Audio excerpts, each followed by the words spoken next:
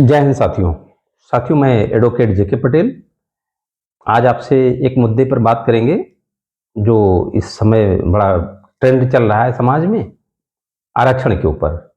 आरक्षण हटाओ आंदोलन आरएचए जो चल रहा है उसी के ऊपर आपसे थोड़ी सी डिस्कशन किया जाए।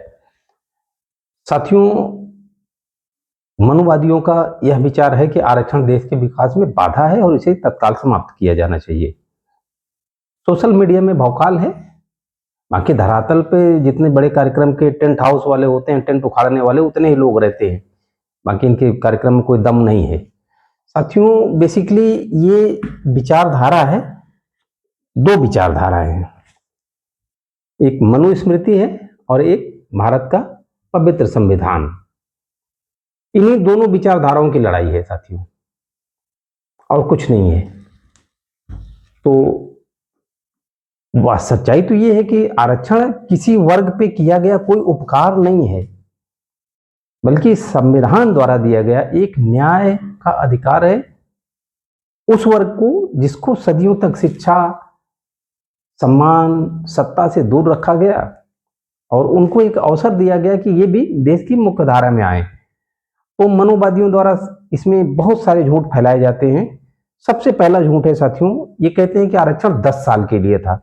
तो मैं एक कानूनविद होने के नाते आपको बता रहा हूं कि आर्टिकल 334 जो भारत का संविधान का है, उसमें राजनीतिक आरक्षण को 10 साल के लिए कहा गया था, और उसको हटा दीजिए, उसको कोई रोकने वाला नहीं है।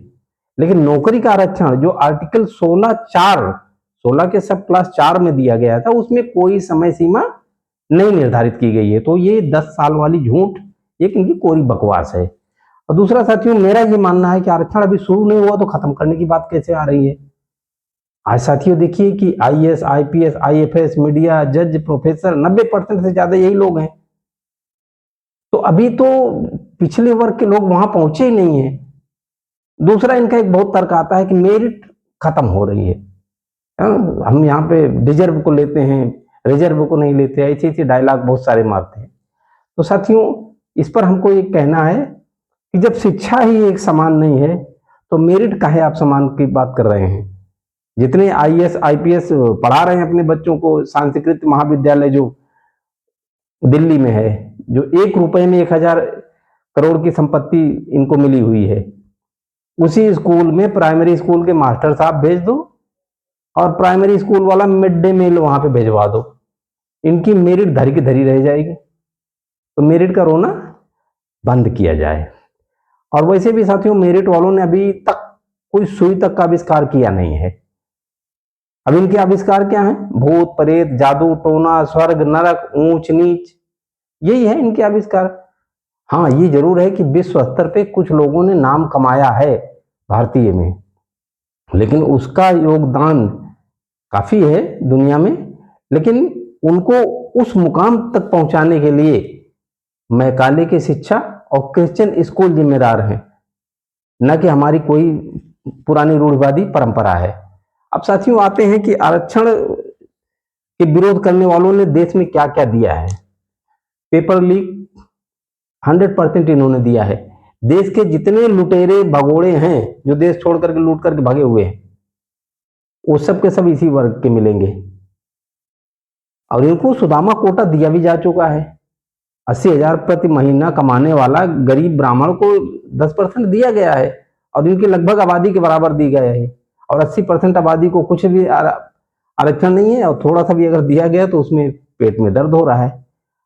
अगर इतने से भी पेट नहीं भर रहा है गरीब लोगों का, स्वर्ण कैटेगरी के, तो इनका आविष्कार किया हुआ लक्ष्मी धन वर्षा, धन कुबेर यंत्र, जो 1000 रुपए 1100 रुपए में टीवी पे बिक रहा है, एक एक खरीद के इनको दे दिया जाए, ये इन्हीं का आविष्कार किया हुआ है। और ये जैसे इनके घर में पहुंचेगा, नोटों की बारिश हो जाएगी।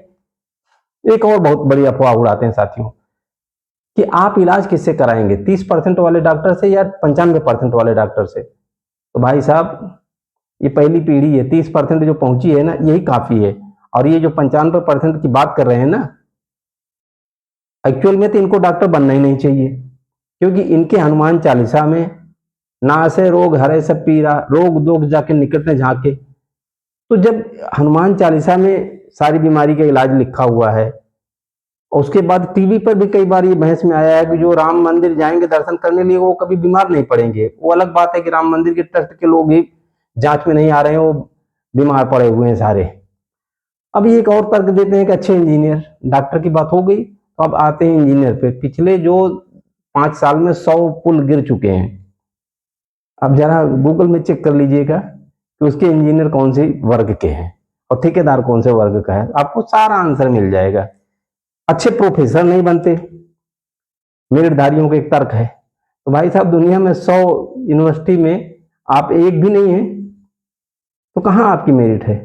अब अच्छे पत्रकार नहीं बनते, ये तर्क दे रहे हैं। तो दुनिया के 180 देशों में आपकी 157 रैंकिंग है, तो आपने कौन सा कद्दू में तीर मार दिया।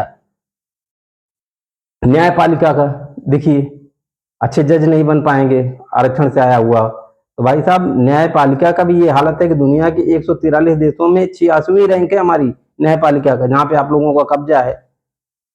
वास्तविकता तो ये है साथियों कि हाल फिलहाल में जो भगवान श्री राम की मंदिर से उनके खड़ाऊ तक चोरी कर लिया है, माता सीता के बर्तन तक डकैती कर लिया है, इन सब से एक सोची समझी साजिश के तहत एक गुमराह करने का एक प्लान है।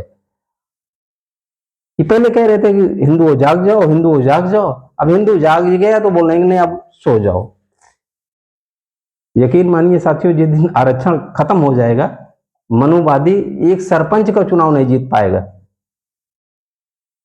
पता है क्यों? लोगों को ये पता चल जाएगा कि निचली जातियों का, निचले वर्ग का असली दुश्मन कौन है। अभी तक ये मुसलमान का नाम ले रहे हैं कि मुसलमान तुम्हारा दुश्मन है। अरे साथियों, ये हमारा उंगली है, यही हमारा समाज है। इसमें SC ST OBC EWS general category सब हैं इसी उंगलियों में। सबको समान पोषक मिले और सबको समान अवसर मिले वृद्धि करने का। एक उंगली 1 फुट की लंबी हो जाए, बाकी छोटी हो जाए, तो जब हम मुट्ठी बांधेंगे तो हमारा देश मजबूत नहीं होगा। यही हमारा देश है। तो इसलिए सब वर्ग को आरक्षण मिलना चाहिए। आरक्षण वास्तव में देश को कमजोर नहीं करता, ये देश को बहुत मजबूत करता है। आइए साथियों, अफवाहों से बचे, संविधान के मूल्यों पर चलें, नफरत से नहीं समानता से चलें, न्याय से आगे बढ़ें, सबको समान अवसर मिले, तब ये भारत की मजबूत नींव होगी। अब वो जमाना चला गया है, ठाकुर साहब ऊपर बैठे हैं, रामू काका नीचे बैठा हुआ है। वो युग समाप्त हो गया है साथियों। स्वीकार करना होगा, स्वीकार करने में ही भलाई है। तो देश की एकता अखंडता के लिए यह जरूरी है कि आरक्षण आगे लागू रहे, बल्कि और विधिवत तरीके से लागू हो। जहां पर नहीं पहुंच पाए वहां पर भी पहुंचाया जाए। मेरा वीडियो अच्छा लगे साथियों तो जरूर शेयर करिएगा। वीडियो देखने के लिए बहुत बहुत धन्यवाद। जय हिंद साथियों।